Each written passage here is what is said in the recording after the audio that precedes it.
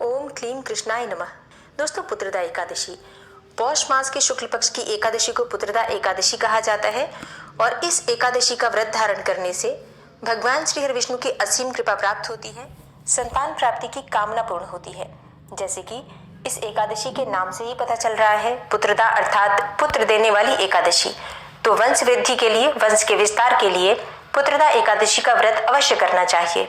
पौष मास के शुक्ल पक्ष की एकादशी का व्रत धारण करने से संतान की उन्नति होती है और संतान को अच्छे स्वास्थ्य की प्राप्ति होती है और संतति की उम्र लंबी होती है। शास्त्रों में इस प्रकार से कहा गया है कि इस व्रत को हर उस विवाहित महिला या पुरुष को रखना चाहिए जिनकी कोई संतान नहीं है। इस व्रत को धारण करने से संतान पर आने वाले संकट दूर होते हैं, इसलिए इस व्रत को जरूर धारण करना चाहिए। और मान लीजिए किसी भी कारणवश अगर आप ये व्रत नहीं कर पाते हैं तो भी इस दिन विधि विधान से भगवान श्री हरि विष्णु की पूजा जरूर करनी चाहिए। तो आज की वीडियो में आप जानेंगे कि पौष मास की पुत्रदा एकादशी कब है, एकादशी की तिथि कब प्रारंभ हो रही है, कब समाप्त हो रही है, व्रत आपको कब धारण करना है और पारण करने का यानी कि व्रत खोलने का शुभ मुहूर्त क्या है। पुत्रदा एकादशी के दिन किस प्रकार से भगवान श्री विष्णु की पूजा करनी चाहिए, किन मंत्रों का जप करना चाहिए और कौन सा उपाय करें जिससे कि इस व्रत का संपूर्ण फल हमें प्राप्त हो और किसी भी मनोकामना से आप ये व्रत धारण कर रहे हैं, आपकी वो मनोकामना पूर्ण हो, इसके लिए आज विशेष क्या करना चाहिए। संपूर्ण जानकारी पुत्रदा एकादशी व्रत से संबंधित आज की वीडियो में मैं आपसे शेयर करने वाली हूँ। तो वीडियो बहुत महत्वपूर्ण है, पूरा जरूर देख लीजिए। अच्छी लगे वीडियो तो लाइक भी जरूर कीजिए, क्योंकि आपके लाइक्स, आपके कमेंट्स मेरे लिए बहुत महत्वपूर्ण होते हैं। ये एकमात्र जरिया है जिनसे मुझे पता चलता है कि आपको ये वीडियो अच्छी लगती है और आपके लिए ये वीडियो उपयोगी है। तो अगर वीडियो अच्छी लगे तो लाइक तो जरूर ही किया कीजिए। और अब जानते हैं कि एकादशी की तिथि कब प्रारंभ हो रही है, कब समाप्त हो रही है, व्रत हमें कब धारण करना है और पारण करने का यानी कि व्रत खोलने का शुभ मुहूर्त क्या है। पौष मास की पुत्रदा एकादशी की तिथि प्रारंभ हो रही है 9 जनवरी 2025 को दोपहर में 12:22 पर और तिथि समाप्त हो रही है 10 जनवरी को सुबह 10:19 पर। तो सूर्योदय कालीन तिथि में हम व्रत धारण करते हैं एकादशी का। तो इसके अनुसार 10 जनवरी 2025 को एकादशी का व्रत हम धारण करेंगे और दिन होगा शुक्रवार का। तो शुक्रवारी एकादशी अपने आप में एक श्रेष्ठ और दुर्लभ संयोग होता है, क्योंकि शुक्रवार का दिन माता लक्ष्मी को समर्पित होता है और भगवान श्री हरि विष्णु को अत्यंत प्रिय है एकादशी तिथि। ऐसे में भगवान श्री हरि विष्णु और माँ लक्ष्मी की जो हम संयुक्त रूप से पूजा करते हैं तो हमारी हर प्रकार की परेशानी से मुक्ति मिलती है और किसी भी प्रकार की कामना हो, सुख समृद्धि, संतान, सौभाग्य, विवाह या फिर दाम्पत्य जीवन को सुखमय बनाना चाहते हैं तो ये दिन आपके लिए सर्वश्रेष्ठ है। व्रत नहीं भी करते हैं, मतलब व्रत करते हैं तब तो अत्यंत ही श्रेष्ठ है। अगर व्रत नहीं भी करते हैं तो भी आपको विधि विधान से संयुक्त रूप से श्री हरि विष्णु और माता लक्ष्मी की आराधना इस दिन जरूर करनी है।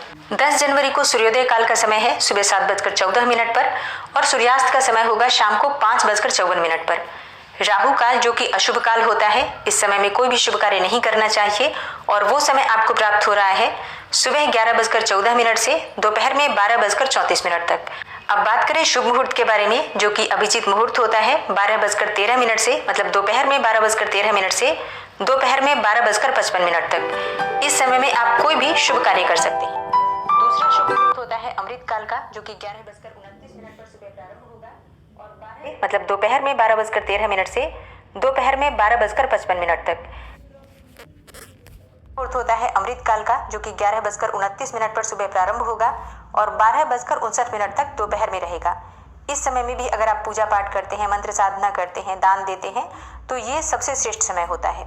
और एकादशी के व्रत में ब्रह्म मुहूर्त में स्नान करना चाहिए। तो ब्रह्म मुहूर्त का समय आपको प्राप्त हो रहा है सुबह 5:38 से सुबह 6:26 तक। इस समय में आप स्नान, पूजा इत्यादि कर सकते हैं।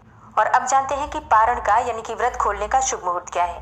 तो देखिए, व्रत हम खोलते हैं द्वादशी तिथि में और द्वादशी तिथि प्रारंभ हो जाएगी 10 जनवरी को सुबह 10:19 पर और समाप्त हो रही है 11 जनवरी को सुबह 8:21 पर। तो पारण हमेशा द्वादशी तिथि के समाप्त होने से पहले किया जाता है। ऐसे में सूर्योदय के बाद यानी कि 7:15 से सुबह 8:21 तक आपको अपना व्रत खोल लेना है, क्योंकि इसके बाद त्रयोदशी तिथि प्रारंभ हो जाएगी। तो द्वादशी तिथि समाप्त होने से पहले आपको अपना व्रत अवश्य खोल लेना है, ठीक है। दशमी तिथि के दिन आपको शुद्ध और सात्विक भोजन लेना चाहिए। भोजन में लहसुन, प्याज, मांस, मदिरा का सेवन नहीं करना है। इसके अलावा मसूर की दाल, शाक, टमाटर, गाजर, मूली, बैंगन, ये सभी चीजें भी दशमी तिथि के दिन आपको नहीं खानी चाहिए अगर आप एकादशी का व्रत करते हैं तो। शाम को सूर्यास्त के बाद अन्न का और नमक का सेवन नहीं करना चाहिए, यानी कि रात्रि में भोजन नहीं करना है आपको।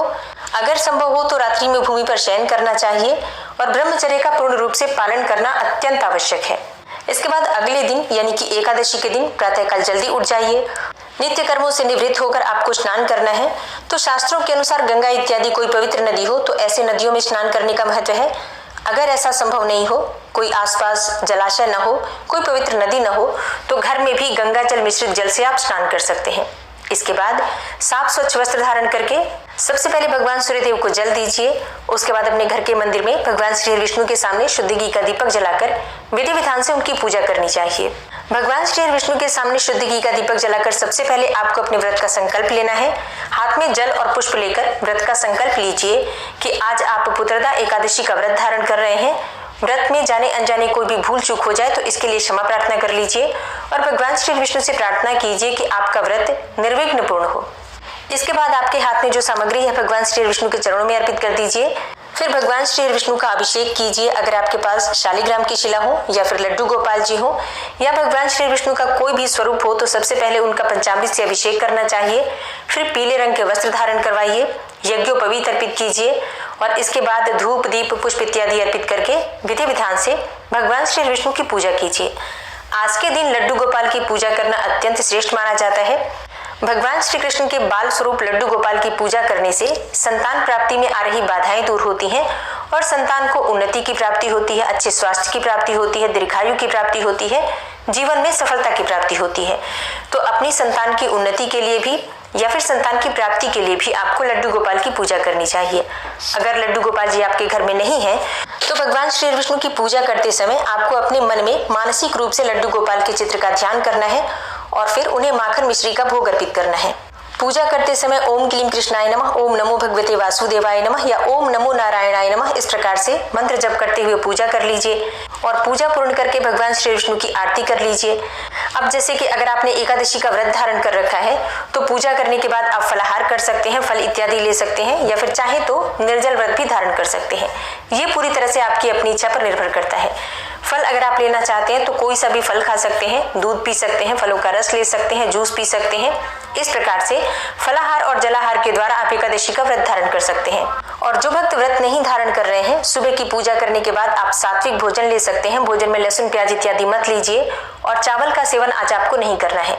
तो पूरी तरह से शुद्ध और सात्विक भोजन लेकर आप सुबह शाम की पूजा कर सकते हैं। शाम के समय संध्या काल में भगवान श्री विष्णु की फिर से पूजा करनी चाहिए। तो भगवान श्री विष्णु के सामने शुद्ध घी का दीपक आप जला सकते हैं। इसके अलावा आप चाहे तो एक अखंड दीपक प्रज्वलित कर सकते हैं। शास्त्रों में कहा गया है कि अगर एकादशी की रात्रि में अखंड दीपक भगवान श्री विष्णु के सामने अर्पित किया जाता है तो इससे हर प्रकार की कामना पूर्ण होती है और इस व्रत का संपूर्ण फल हमें प्राप्त होता है। एकादशी की रात्रि में जागरण करने का विधान है, तो जितना समय आपसे हो सके आप रात्रि में जागरण कीजिए, भजन कीर्तन कीजिए, मंत्रों का जप कीजिए, भगवद गीता का पाठ कर सकते हैं, श्री रामचरितमानस का पाठ आप कर सकते हैं, गजेंद्र मोक्ष का या फिर विष्णु सहस्त्रनाम का पाठ कर सकते हैं या कोई भी मंत्र जप कर सकते हैं। रात्रि जागरण आपसे जितने समय हो सके उतने समय तक कर सकते हैं। जरूरी नहीं है कि पूरी रात्रि जागे, जितना आपसे हो सके उतने समय तक जरूर जागना चाहिए। एकादशी व्रत का पारण द्वादशी तिथि में किया जाता है, तो द्वादशी तिथि के दिन प्रातःकाल जल्दी उठ जाइए। उठकर नित्य कर्मों से निवृत्त होकर स्नान कर लीजिए। स्नान करने के बाद भगवान सूर्यदेव को जल दीजिए। उसके बाद अपने घर के मंदिर में विधि विधान से भगवान श्री विष्णु की पूजा कर लीजिए। धूप दीप अक्षत पुष्प इत्यादि अर्पित करके भोग लगाकर भगवान श्री विष्णु की पूजा करनी चाहिए। अच्छा, जैसे कि आप एकादशी के दिन भी पूजा करते हैं तो भोग जरूर लगाना चाहिए।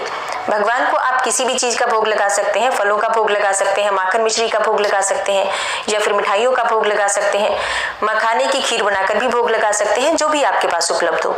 इसके अलावा पंचामृत का भोग भी आप लगा सकते हैं। दूध दही घी शहद शक्कर पांचों चीजें मिलाकर पंचामृत बना लीजिए और भगवान का अभिषेक भी आप इसी से कर सकते हैं। फिर थोड़े से पंचामृत का भोग भी लगा सकते हैं। अच्छा, जो भी आप भोग लगाते हैं उसमें तुलसी का पत्ता जरूर होना चाहिए, क्योंकि भगवान श्री विष्णु बिना तुलसी पत्ते के भोग स्वीकार नहीं करते हैं। लेकिन एकादशी के दिन तुलसी के पत्ते तोड़ने नहीं चाहिए, तो एक दिन पहले से ही तुलसी का पत्ता तोड़ कर रखिए, फिर पूजा में आप उसका प्रयोग कर सकते हैं। द्वादशी तिथि के दिन भी विधि विधान से भगवान श्री विष्णु की पूजा करने के बाद आपको भोग लगाना है। जो भी आप शुद्ध और सात्विक भोजन बनाते हैं अपना व्रत खोलने के लिए, उसे ही भगवान को भोग स्वरूप अर्पित कीजिए। फिर उसके बाद से उसी में से आप स्वयं भी प्रसाद स्वरूप ग्रहण कर सकते हैं, पारण कर सकते हैं और घर के परिवार के सभी सदस्यों को भी वितरित कर सकते हैं। और शास्त्रों के अनुसार एकादशी व्रत का पारण करने से पहले, अपना व्रत खोलने से पहले किसी ब्राह्मण को घर बुलाकर भोजन कराना चाहिए। अगर ऐसा संभव ना हो, किसी ब्राह्मण को घर बुलाकर भोजन नहीं करा पाते हैं, तो ब्राह्मण के निमित्त दान की सामग्री निकाल दीजिए। भोजन की कच्ची सामग्री निकालने के बाद आप स्वयं भी व्रत का पारण कर सकते हैं और दान की सामग्री के साथ दक्षिणा स्वरूप कुछ पैसे भी जरूर रखने चाहिए। तो दशमी से द्वादशी तक एकादशी व्रत के इस प्रकार से नियम पालन करने से संपूर्ण कामनाएं पूर्ण होती हैं। तो दोस्तों, ये है आज की वीडियो जिसमें पौष पुत्रदा एकादशी व्रत से संबंधित संपूर्ण जानकारी मैंने आपसे शेयर की है। आने वाली वीडियो में आप सुनेंगे पौष पुत्रदा एकादशी व्रत की कथा। और